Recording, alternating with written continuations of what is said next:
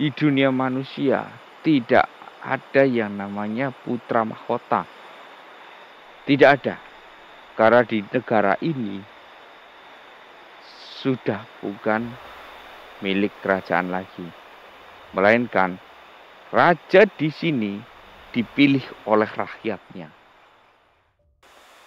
Perkenalkan, namaku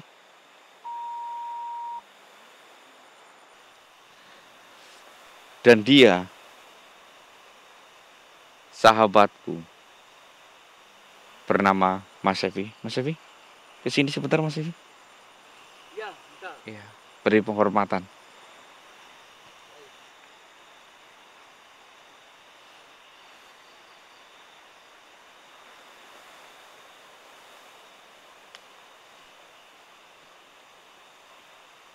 Saya.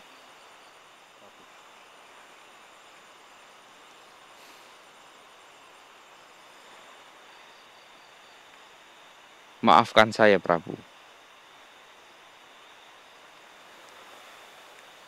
Ada gerangan apa hingga engkau mau datang menjumpaiku?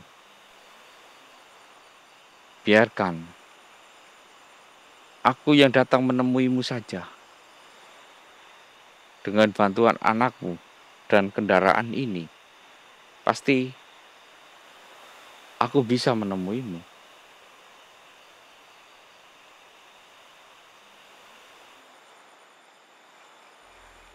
Aku datang menemuimu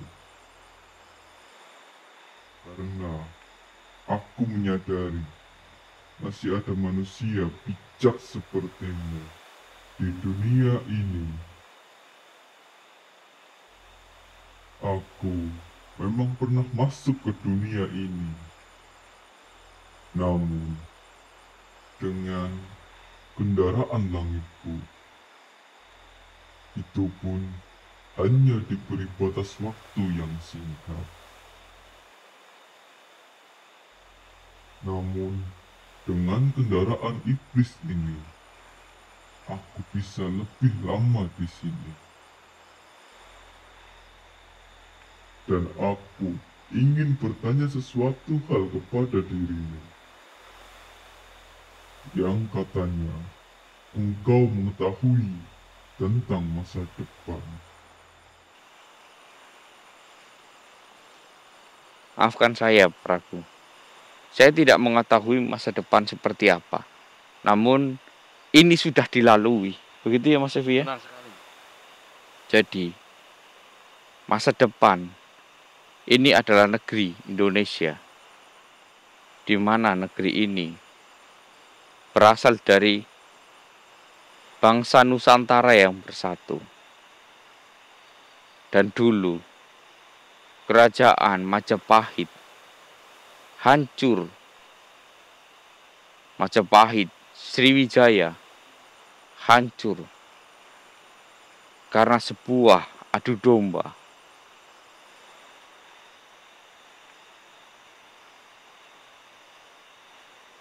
Adu domba yang dilakukan oleh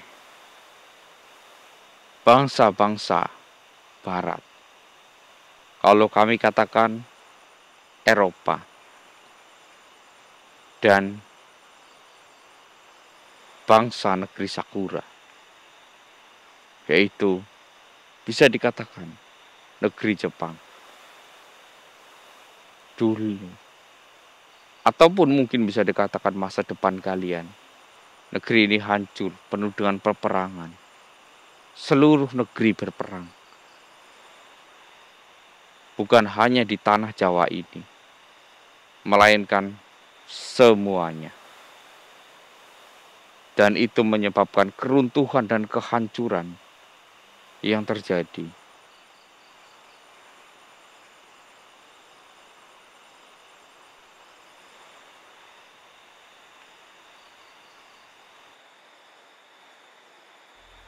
Putraku, ada apa Romo?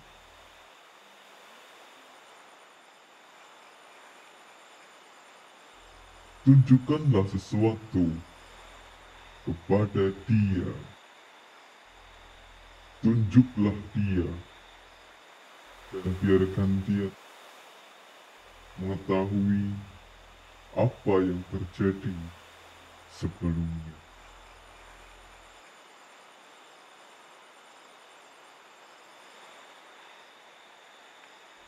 Baik, Romo.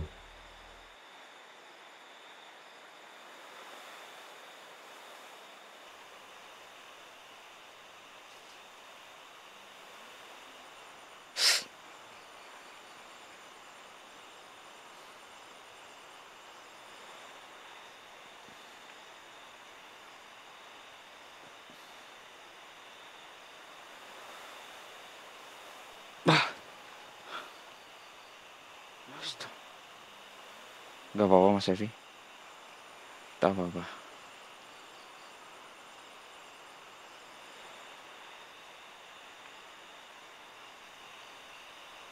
Apa yang dilakukan, Syekh?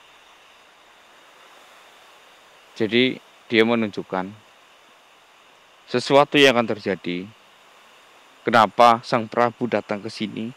Itu adalah tujuannya untuk mencegah saya masuk ke dunianya mereka. Ini dikarenakan ketika saya masuk, Mas Evi masuk, maka akan ada makhluk lain yang menyerupai kita berdua dan membawa Om Janim, membawa semuanya, membawa tim-tim lain. Semua spiritual akan dibawa masuk ke dunianya. Ya? Iya, semuanya. Semua dunia spiritual akan dibawa. Termasuk dari sahabat kita. Tim Kase. Ya. Tim Limbat. Dan tim yang lainnya akan dibawa. Dengan cara menyerupai dan dibawa. Lalu dunia kita akan penuh dengan kehancuran. Waduh. Seperti itu. Makanya kita itu tidak boleh masuk ke dunianya.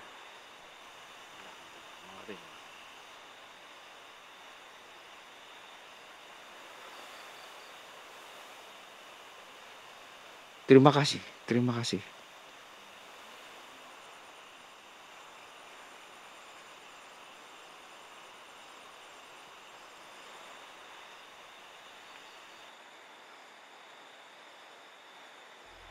Dan ada satu hal lagi yang ingin aku tanyakan kepada dirimu. Silahkan, wahai Prabu. Saya akan senang hati untuk menjawab.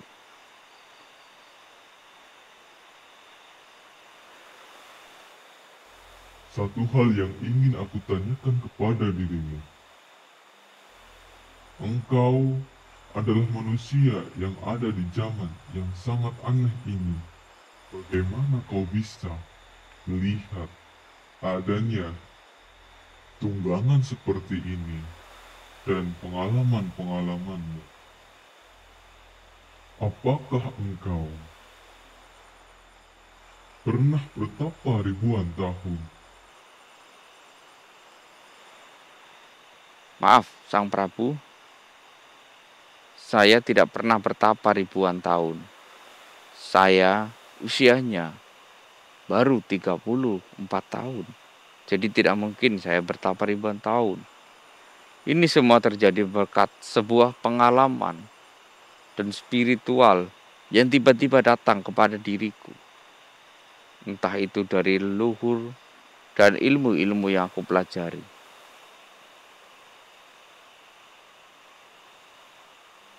Itu saja.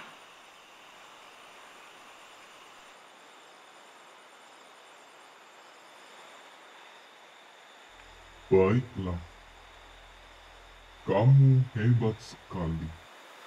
Hanya mempelajari ilmu, kamu bisa seperti ini.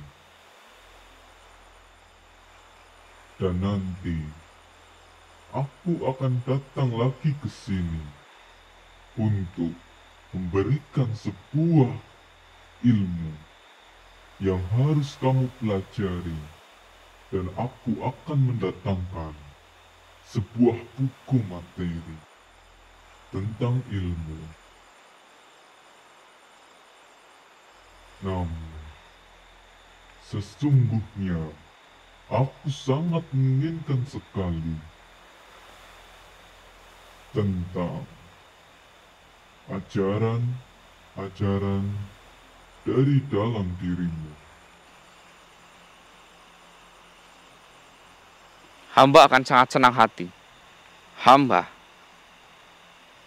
akan sangat senang jika ajaran-ajaran, entah itu apa, mungkin pengetahuan yang kami ketahui, akan kami sampaikan kepada dirimu.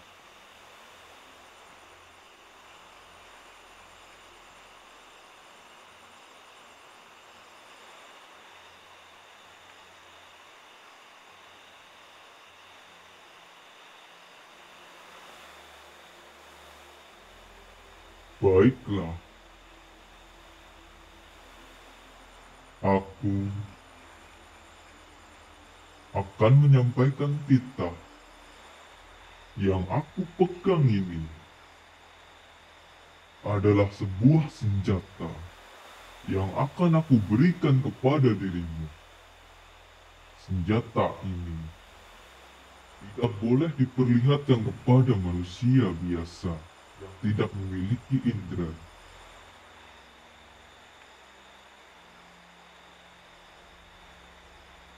Romo, kenapa senjata itu engkau berikan pada dia, sedangkan aku adalah anakmu?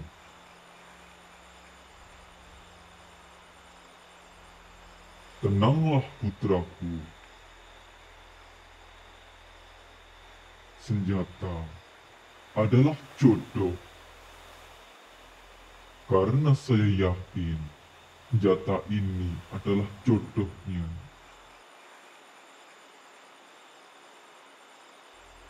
Oleh sebab itu, putraku, aku datang untuk menyampaikan ini. Karena senjata ini adalah senjata dari langit.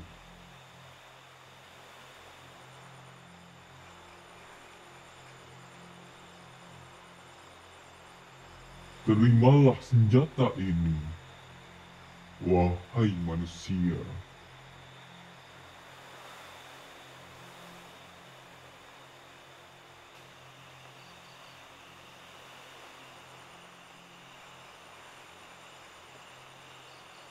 Jadi saya tidak boleh membuka ini di hadapan manusia biasa yang tidak memiliki indera. Baiklah. Mohon maaf, Prabu. Kalau sampai dilihat oleh manusia, apa yang akan terjadi?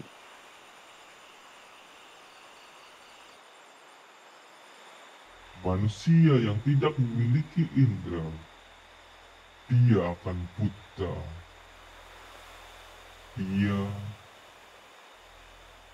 akan merasakan sakit yang luar biasa. Setiap senjata ini dibuka, maka orang yang melihatnya akan buta seketika dan tidak akan pernah bisa meneteskan air mata. Itu sebabnya senjata ini sangat ditakuti ketika saya gunakan di Marwapati.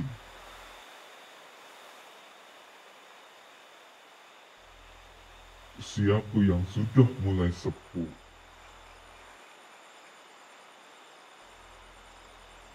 sudah tidak berhak lagi menggunakan senjata itu.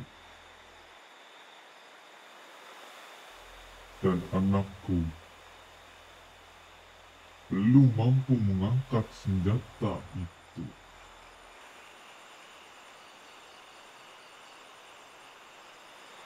Putra Mahkota, coba engkau angkat senjata ini.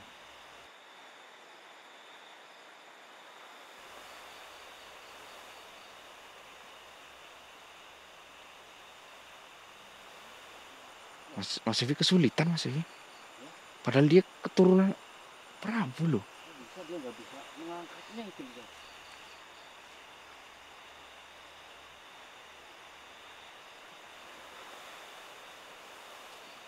Oh iya, kenapa Sang Prabu? Anakmu sendiri tidak mampu. Sesungguhnya, anakku adalah manusia yang tidak memiliki rasa syukur yang lebih. Dia berbeda jauh dengan dirimu. Bahkan, jika dewa berkehendak, aku akan mengangkatmu menjadi penerus Marwapati. Namun, takdir berkata lain. Kamu berasal dari perbedaan abad. Cepat atau lambat, setelah kematianku, Marwapati akan hilang. Bahkan, sudah aku rencanakan untuk menggabungkan Marwapati dengan kerajaan-kerajaan lainnya supaya menjadi satu. Supaya akhir Marwapati tidak begitu menyedihkan. Dan kamu telah mengatakan semuanya tentang rencanaku. Bahkan rencana untuk menyatukan Nusantara ini menjadi negeri Nusantara. Kamu telah melakukannya, telah mengatakannya. Jadi saya sangat senang sekali. Ternyata kedepannya negeri ini akan makmur.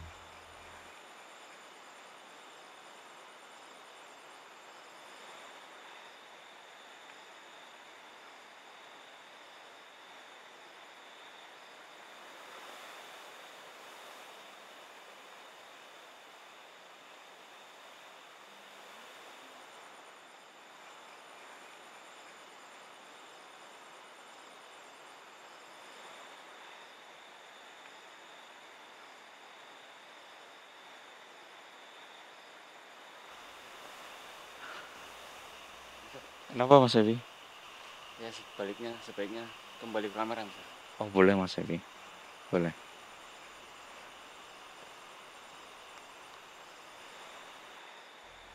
Anakku, Bopo akan pulang terlebih dahulu. Dan besok, Bopo akan kembali lagi ke sini. Karena Bopo ingin bertemu dengan ibundanya atau gurunya. Dia Maaf, yang dimaksud siapa? Saya tidak memiliki ibu. Ibu saya sudah wafat.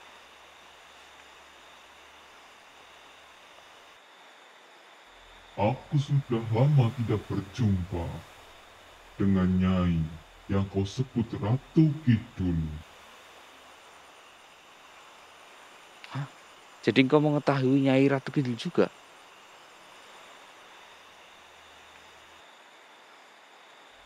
Istana Laut, aku mengetahuinya. Bahkan tungganganku dulu tinggal di Istana Laut. Naga, aku dulu tinggal di Istana Laut itu.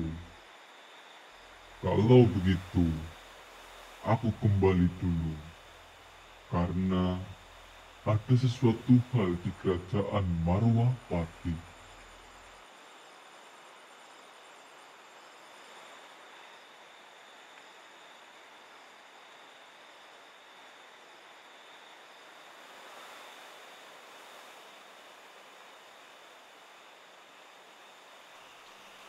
Astagfirullahaladzim.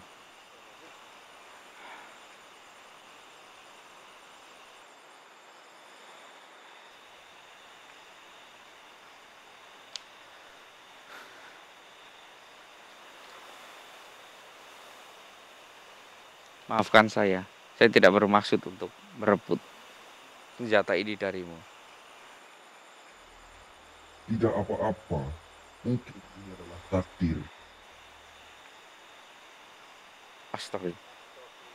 Kendaraannya udah datang. Kalau begitu, aku pergi dulu.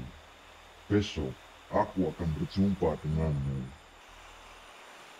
Sendiko.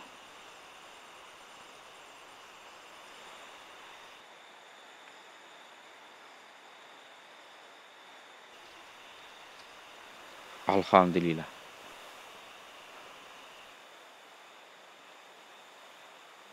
Apa ini isinya Mas Evi ya? Kayak sebuah pedang loh Mas Evi. Bentar. Kalau saya melihat cerita-cerita ataupun film Angling Darmo, itu Angling Darmo selalu mengangkat pedangnya seperti ini ya Mas Evi ya. Atau kayak gini ya. Ya intinya kayak gini lah ya. Wah, dapat pusaka ini Mas Evi.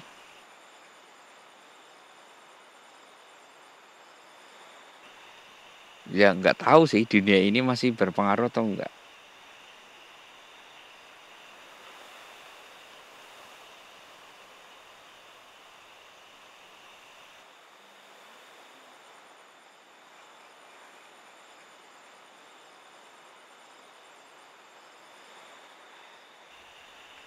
Mas Evi, saya mencoba mengangkat ini setinggi-tingginya ya. Bisakah menembus langit? Astaga, Mas Evi. Apa ini Mas Evi? Astaga.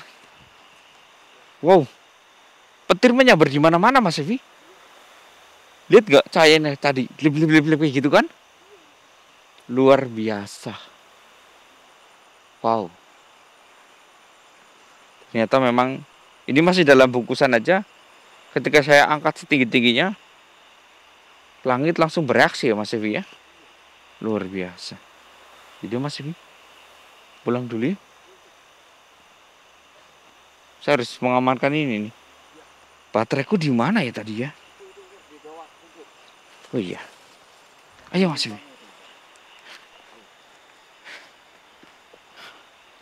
Ayo.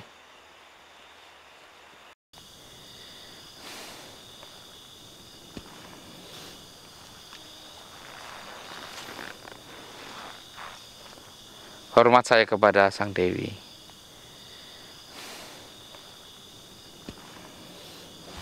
Saya canggung loh Mas Evi. Mas Evi, beri hormat sebentar Mas Evi.